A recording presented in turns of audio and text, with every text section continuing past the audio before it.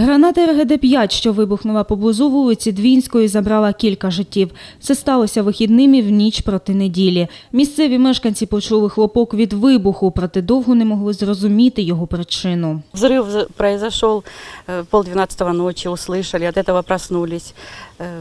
С дочкой вышли во двор с фонариками, думали, может, или газ. Как во дворе, понимаете, как все во дворе случилось. С фонариком походили по двору, посмотрели, ничего, тишина, и собака наша не гавкала даже, обычно собака хоть разрывается, то нет. Що саме сталося, жінки дізналися тільки тоді, коли через кілька годин у їхні двері постукала поліція. В результаті вибуху двоє чоловіків 36 і 38 років загинули на місці. Третій 35-річний чоловік отримав численні осколкові поранення і намагався врятуватися. Один добежал где-то здесь. Там, по-моему, видно, кровь еще осталась.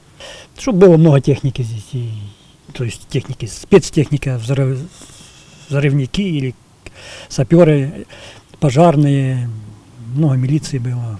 Михайло Володимирович розповідає, саме до його будинку зміг добігти поранений. Зараз тут лише плями крові та квіти на знак жалоби. Усі троє, і загиблий, і постраждалий, каже чоловік, начебто жили неподалік. А один із них не так давно повернувся із зони бойових дій на сході України. Два, да. Вот это два человека здесь, два трупа, так сказать, забрали, говорят, здесь обувь их не осталось, что-то такое.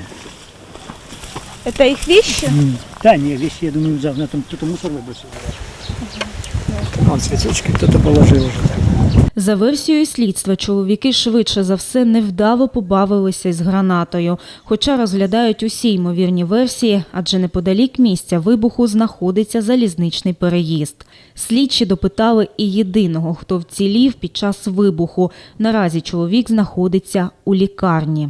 На сьогодні його життю нічого не загрожує. Лікарі оцінюють його стан здоров'я як задовільний. Слідчим Основ'янського відділу поліції вже вдалося поспілкуватися з постраждалим. В нього вже є статус, він у якості свідка допитаний з приводу цієї події. Справу відкрили за кількома статтями Кримінального кодексу України: умисне вбивство і незаконне поводження зі зброєю, бойовими припасами або вибуховими речовинами. Аліна Курвович, Владислав Самойлов, Агентство телевидения «Новости».